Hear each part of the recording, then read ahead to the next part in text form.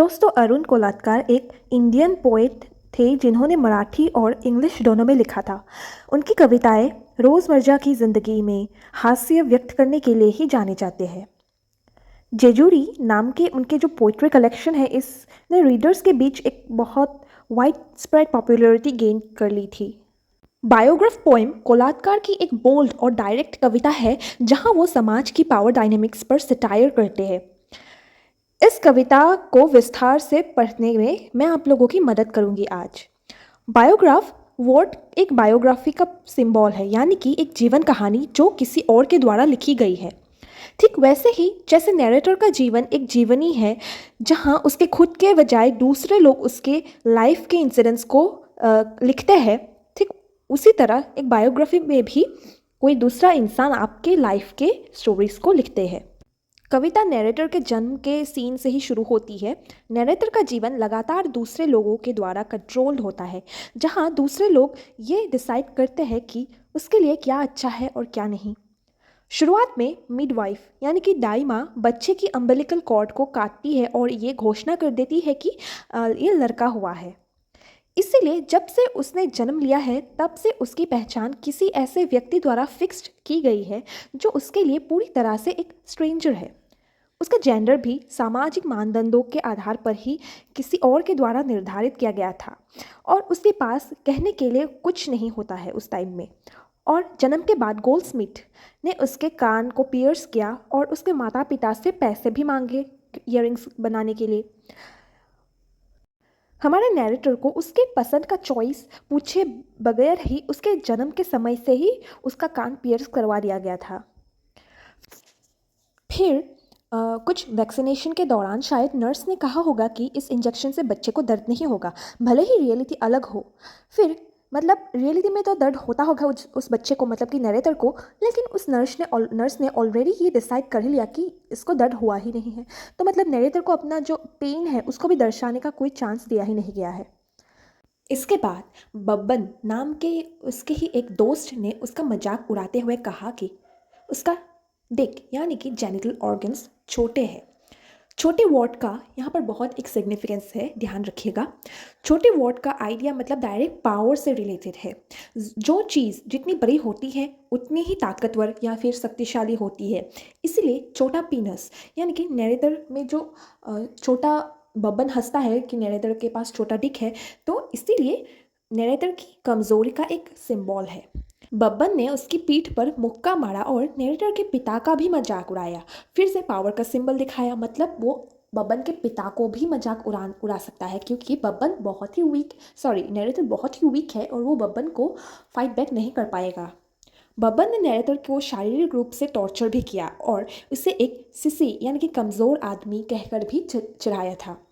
Narrator को विरोध करते हुए नहीं दिखाया गया है, जो हमें उसकी पावरलेसनेस के बारे में सोचने पर मजबूर कर देता है।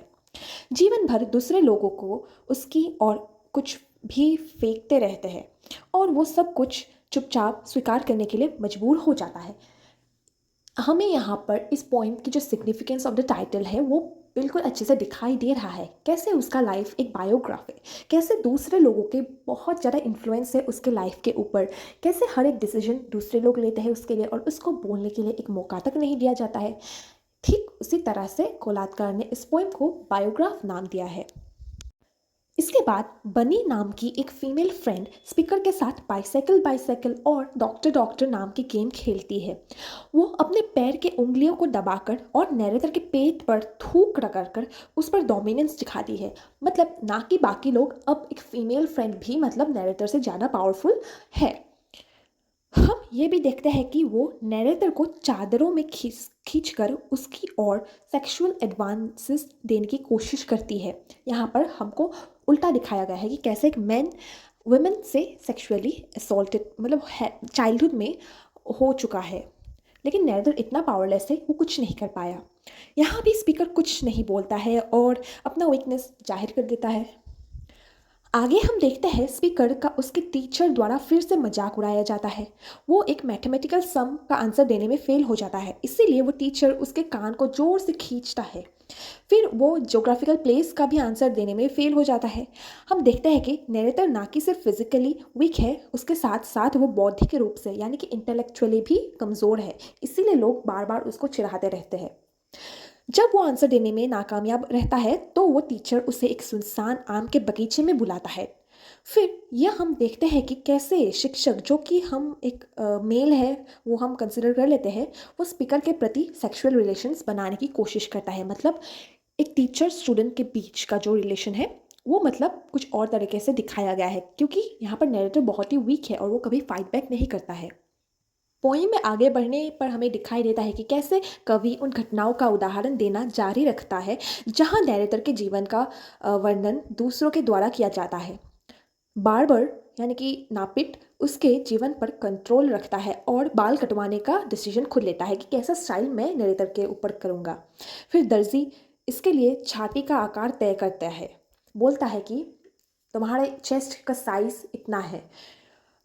कॉबलर जबरदस्ती जूता उसके पैर में डालते हैं और तय करता है कि यह फिट आएगा या नहीं। मतलब नैरेटर अगर ये भी बोले कि ये जूता मेरे लिए छोटा है, लेकिन कॉबलर का जो कहना है वही मतलब माना जाएगा कि ज़बरदस्ती घुसा दो पैर, कभी ना कभी ये जूता तुम पर तो फिट हो ही जाएगा। नैरेटर ये भी नहीं कह सकता है कि उसे क्या पहनना चाहिए अपने बॉडी पे, क्योंकि जो भी पावरफुल है वही हमेशा डिसीजन लेता है वीक लोगों के बारे में। ये बात बहुत ही इंपॉर्टेंट है, आप ध्यान रखिए। रोज़मर्रा की ज़िंदगी में भी हम देखते हैं कि कैसे हमेशा पावरफुल लोग अपना डोमिनेंस कंट्रोल बनाए रखने के लिए डिसीजंस लेते हैं खुद वीक पीपल के ऊपर। कैसे गवर्नमेंट हमेशा डिसीजन लेते हैं, अपने पब्लिक को बोलने का मौका ही नहीं देते हैं। ठीक उसी तरह नैरेटर के लाइफ में भी हमेशा दूसरे लोग ही उसके ऊपर पावर बनाए रखना चाहते हैं। अब तो उसके जूनियर जो हो सकता है उसका बेटा हो, अब हो सकता है वो बड़ा हो गया, उसका बेटा है, उसका बेटा भी मतलब नैरेटर के ऊपर पावर हक जमाने लग गया है। वो नैरेटर के पीठ पर खेलता है घोड़ा घोड़ा, जो ना चाहते हुए भी हमारा नैरेटर सहन कर लेता है। मतलब वो अपने बेटे को भी ना नहीं बोल पाता है, क्योंकि वो इतना ही वीक उसको दिखाया गया है। फिर उसके बॉस उसे नौकरी से निकाल देता है। यहाँ हम देखते हैं कि नैरेटर का नाम मिस्टर नैने है। उसकी पत्नी उसके प्राइवेट पार्ट्स का मजाक उड़ाती है और उसे काट देने की भी धमकी देती है। इस सीन में हम ये समझ जाते हैं कि नरेटर अपनी पत्नी को भी संतुष्ट नहीं कर पाता है, इसीलिए वो बहुत ही गुस्से में है। वो ना ही केवल शारीरिक और मानसिक रूप से बल्कि सेक्सुअल रूप से भी कमज़ोर है, यानी कि नरेटर। जब वो अपनी बीमारी का इलाज करवाने के लिए डॉक्टर के पास जाता है तो तीन अलग अलग डॉक्टर तीन अलग अलग डायग्नोसिस देते हैं। पहले डॉक्टर ने उसके शरीर की जांच की और बताया कि उसे हाइड्रोसिल नाम की बीमारी है। फिर अलग डॉक्टर ने उसके शरीर पे फिर से पिन चिपका देता है और उसको लेप्रोसी नाम का डिजीज़ हुआ है ऐसा बोल देता है। अब तीसरा डॉक्टर उसका अल्सर का इलाज कर रहा है। मतलब एक ही बीमारी का तीन अलग अलग जांच हो रहा है। इससे पता चलता है कि कैसे डॉक्टर हमारे शरीर के इलाज के लिए ही जिम्मेदार होती है और गलत इलाज का हम पर क्या प्रभाव पड़ सकता है। नरेटर का लाइफ अब डॉक्टर के हाथों पर ही निर्भर है, लेकिन डॉक्टर भी सीरियस नहीं है नरेटर के ऊपर, क्योंकि वो लोग रॉन्ग एजम्पशंस दे देते हैं। फिर से हम देखते हैं कि कुछ आदमी स्पीकर के टोस पर पैर रख कर सॉरी कहता है। लोग पहले चोट पहुंचा देते हैं और फिर माफ़ी मांगते हैं, जैसे कि अब इससे सब कुछ ठीक हो जाएगा। फिर एक दूसरा व्यक्ति चाटे से उसे चोट पहुंचाता है और माफ़ी मांगता है। जब वो सड़क पर चल रहा होता है तो एक बड़ा सा ट्रक से टक्कर मारने ही वाला होता है, लेकिन वो ड्राइवर उसको देख लेकर साइड हो जाता है। ड्राइवर गुस्से में नैरेटर को कर्ज करता है और जिसने शायद अपने जीवन के तनावों से कारण ही उस ट्रक पर ध्यान नहीं दिया होगा। मतलब नैरेटर हो सकता है बहुत ही टेंशन में होगा डॉक्टर की बात सुनकर, और पर इसे ट्रक को उसने नोटिस नहीं किया। ये पोइम यहाँ पर ख़त्म हो जाती है। हम देखते हैं कि कैसे स्पीकर का पूरा जीवन किसी और के द्वारा नियंत्रित किया गया था और उसे वो सब कुछ करना पड़ता था जो दूसरे मतलब उसके लिए तय करता था। कोलात्कार ने इस कविता के हेल्प से मानव समाज पर सटायर करने के लिए ट्राई किया था, जहां हम अपने जीवन से अधिक दूसरों के लाइफ के बारे में चिंता करते रहते हैं। तो अगर आपने मेरे एक्सप्लेनेशन को अच्छे से समझ लिया है तो प्लीज़ सब्सक्राइब कर दीजिए मेरे चैनल को। मैं और ऐसे वीडियोस डालती रहूँगी, और एक कमेंट भी डाल दीजिएगा ताकि मैं और ही ऐसे एक्सप्लेनेशन वीडियोस बनाने के लिए मोटिवेटेड हो सकूं। Bye and please follow guiding literature.